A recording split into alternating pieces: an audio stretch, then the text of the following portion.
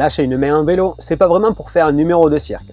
C'est d'abord un exercice pour améliorer son équilibre et la tenue de son vélo sans se cramponner, mais c'est aussi un geste utile à tous les cyclistes. En ville, pour indiquer un changement de direction en tendant le bras, une intention, ou lors d'une sortie, pour attraper un bidon ou un objet dans la poche arrière du maillot par exemple.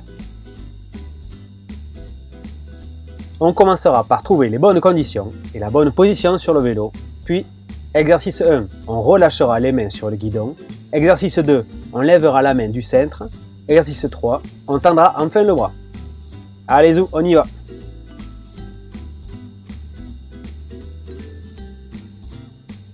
Pour commencer ces petits exercices, pour apprendre à lâcher une main, il faut d'abord trouver un endroit idéal et de bonnes conditions. C'est-à-dire un lieu calme, avec une surface plate et lisse, sans obstacle, sans circulation, voiture ou piéton, et préférer un jour sans vent, ça aide pour l'équilibre. Un parking un dimanche fait parfaitement l'affaire par exemple.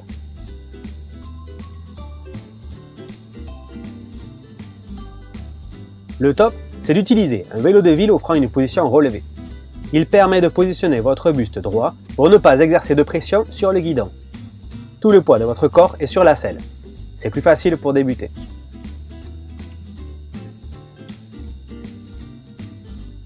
Pédalez jusqu'à atteindre une allure modérée, ni trop vite, ni trop doucement. Dans un premier temps, relâchez la pression de la main, puis ouvrez-la et fermez-la. Vous pouvez réaliser cet exercice avec une main, puis avec l'autre, mais aussi avec les deux mains simultanément si vous le sentez. C'est un bon exo pour se rendre compte que le vélo va tout droit tout seul, vous ne faites que le guider. Se cramponner ne vous aide pas à mieux conduire votre vélo, au contraire. Soyez relax et détendu, tout va bien se passer. Il est ensuite possible de bouger les mains vers l'arrière pour faire en sorte de positionner le bout des doigts sur les poignets. Essayez maintenant de tapoter les mains sur les poignets.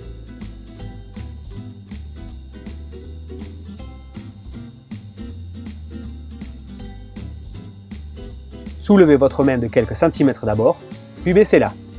Faites-le plusieurs fois jusqu'à être à l'aise avec ce mouvement. Essayez ensuite d'enlever la main de la poignée pour la poser sur le genou ou pour la laisser le long de votre corps. Un conseil, très important, n'effectuez pas de pression supplémentaire sur le guidon avec l'autre main.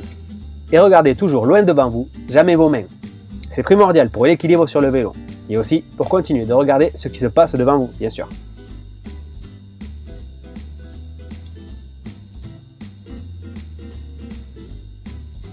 Étape suivante, tendez le bras à la hauteur de vos épaules pour être bien vu par les automobilistes. Maintenez votre bras tendu plusieurs secondes. Vous devez rouler droit lorsque vous lâchez une main. C'est très important d'éviter les zigzags sur une route avec de la circulation notamment. Pensez aussi à faire les mêmes exercices avec l'autre main.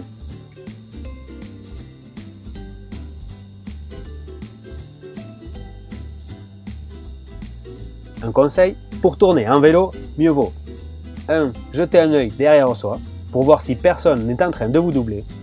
2. Lâcher une main pour indiquer sa direction avant de tourner. Et 3. Remettre sa main puis tourner. Pour ceux qui ne sont pas vraiment à l'aise avec le lâcher de guidon, sachez que pour signaler au changement de direction, il existe des clignotants pour vélo, des casques avec clignotants ou des gilets avec clignotants par exemple. Et pour garder un œil sur ce qui se passe derrière vous, il y a les rétroviseurs pour vélo.